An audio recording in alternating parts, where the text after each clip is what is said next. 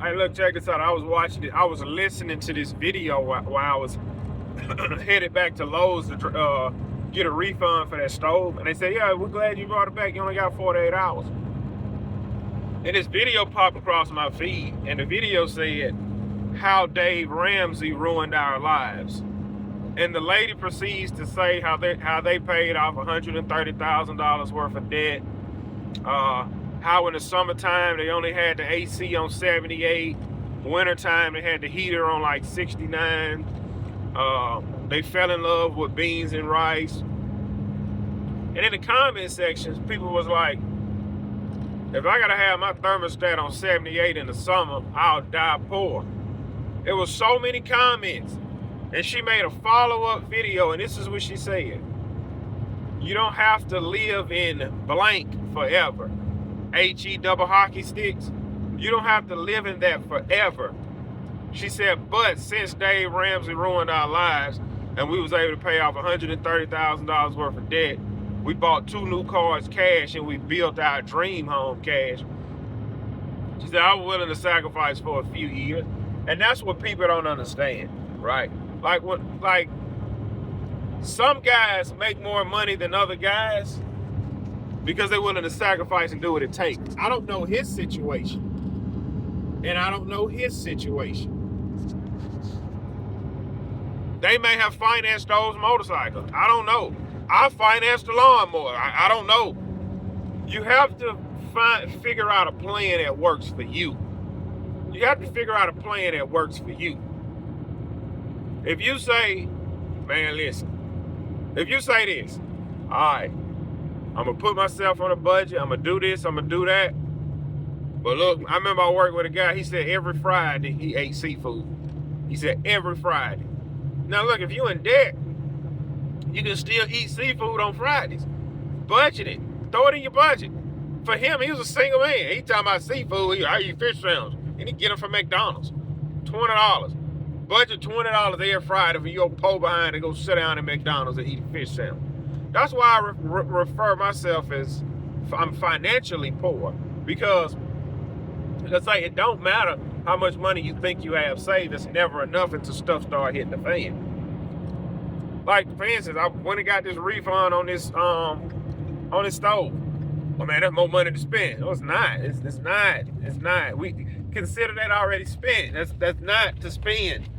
Because at some point, I'm gonna say that little bit that I was gonna spend. At some point, yeah, man, everything good.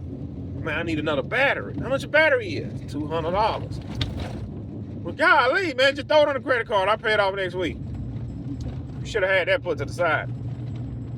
And I just been watching debt videos, and I remember I was watching this one video, and this girl said, I got $28,000 of credit card debt. She was like, I got $18,000 on this credit card and $10,000 on another. And the people in the comments was like, I don't understand why you just won't stop. Why you keep spending money you don't have. And I understand exactly why people spend money they don't have. Because if you're already living paycheck, see, a lot of us, myself included, didn't find out about financial literacy until crap had already hit the fan. That's when, I shouldn't have bought this. I shouldn't have bought that.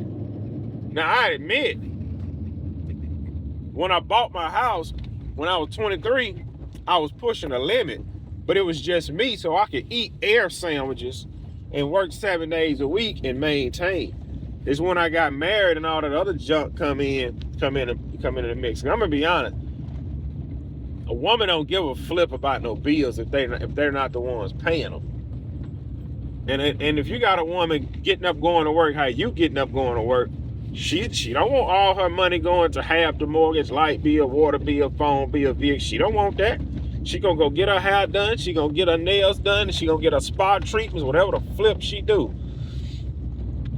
And that's what I be trying to get people to understand. Like, you learn stuff as you get older and grow and make the mistakes. That's when you learn certain things.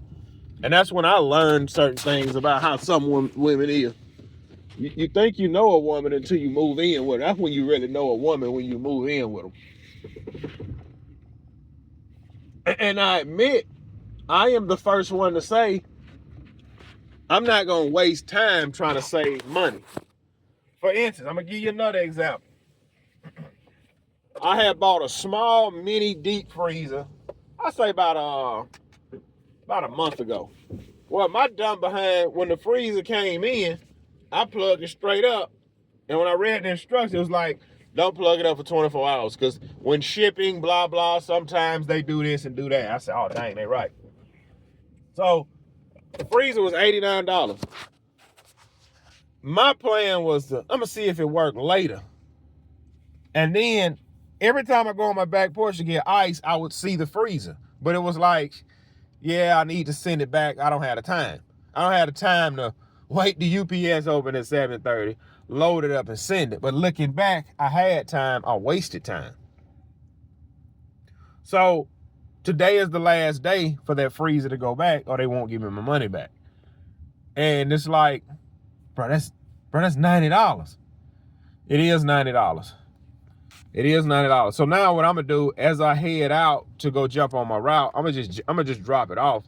But when you start looking at stuff like that, like for instance, say I bought this tape measure for $20 and it's not working. I'm gonna get my money back. Hey, flip that, go make more money. And I understand when somebody say, man, bro, you making more than most. Well, because I'm doing what a lot of people not gonna do. Most people ain't gonna work sun up to sundown. Most people is not gonna take the fun money or the extra money they have and go buy better equipment instead of going on vacation and buying Jordans. You have to be willing to sacrifice. Listen, that paycheck to paycheck cycle is not gonna change unless you change it. That's some reality for you. You have to sacrifice to get out of that paycheck to paycheck to paycheck to paycheck. And what a lot of people do, once they clear one debt, they go jump in more debt. You finally get your vehicle paid off, within a year, you're going to buy another vehicle. So it just doesn't make sense. And you can prepare for a lot of stuff. Christmas snuck up on me. Christmas is the same time every year. Today is July the 3rd. I already got all my kids stuff for school. That's done. That's finished. So I ain't got to worry about it in August. Man, we got to go get the school clothes. No.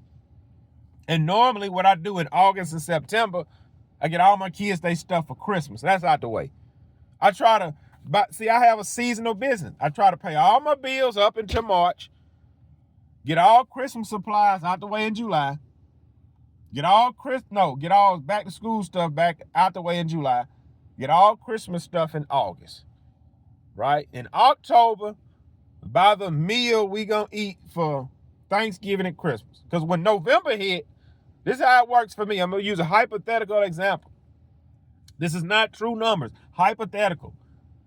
If I'm making $10,000 a month during the growing season, when October hit, that $10,000 go to $5,000. When November hit, that $5,000 go to $2,500. And then that December hit, $2,000-$3,000 here and there. Bro, I'm saying, listen, you don't need it. You think you do. Well, man, bro, I want to go eat at Ruth Chris. You're going to spend $200. Man, the experience. Flip that. Get my $200 back.